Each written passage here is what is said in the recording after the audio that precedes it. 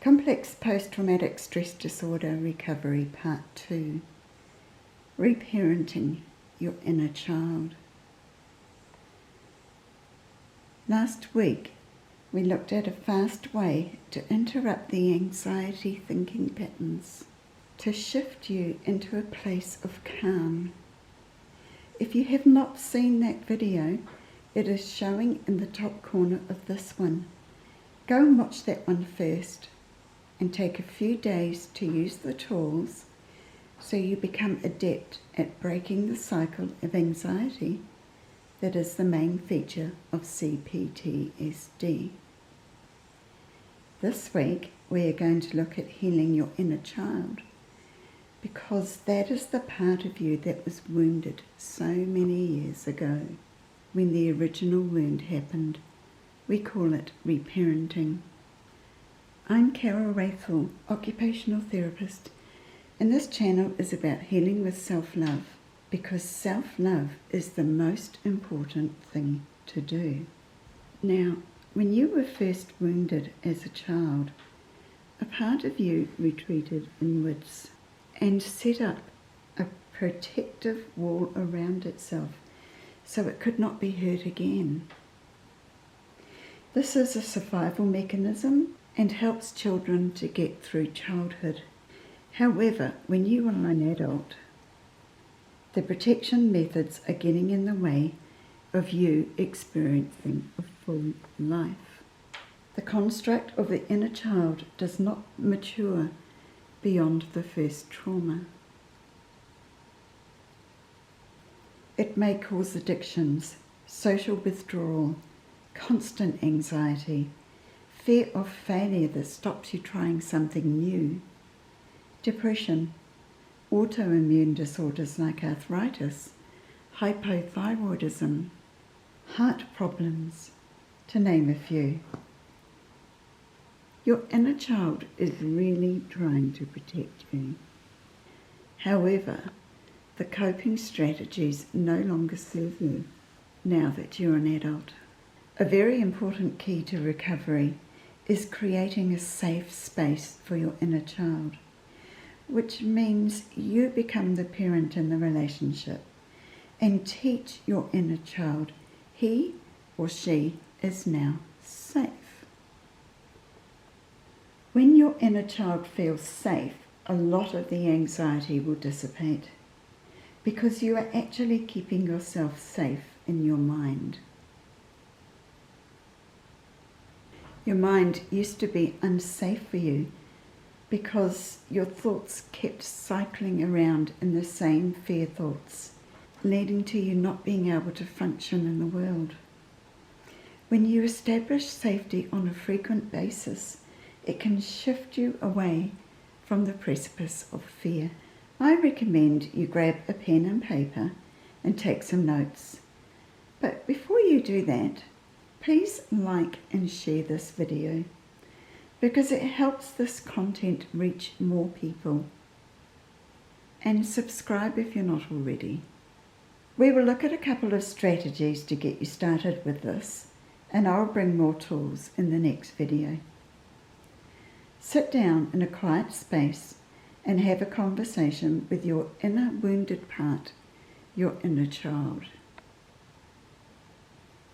Say, I know you have suffered and you have coped the best way you know how.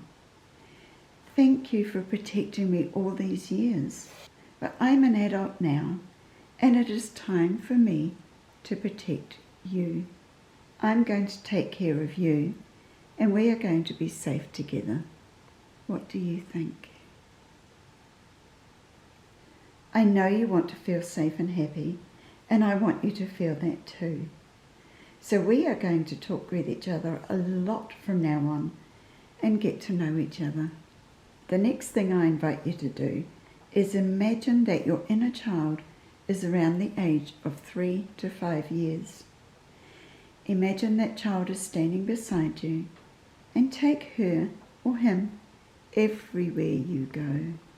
Open an inner dialogue with your inner child, exactly as you would do if you had a real child beside you.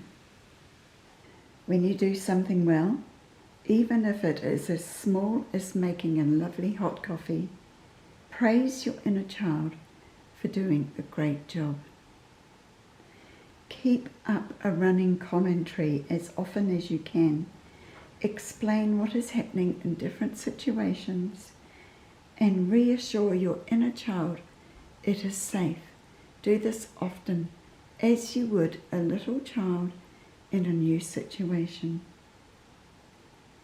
Remember to keep it up as much as possible, because every time you speak to your inner child, you are establishing a safe relationship and helping it to feel safe.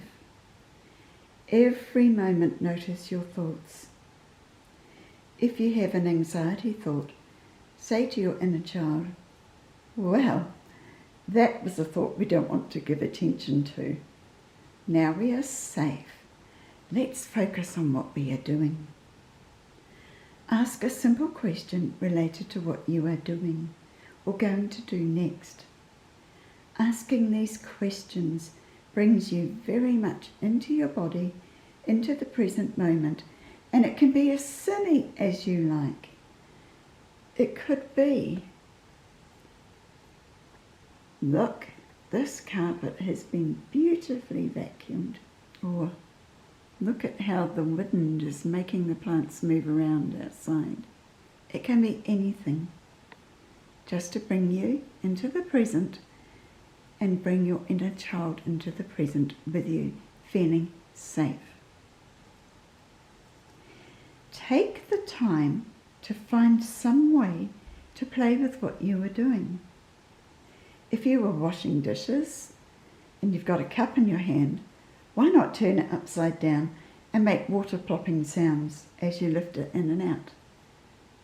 It's fun. Find a way to have fun. Children need to play. If you were originally wounded in childhood, you didn't enjoy play because you were constantly on edge, looking out for danger. At least I was. So make play out of what you were doing, even if you were working at your job.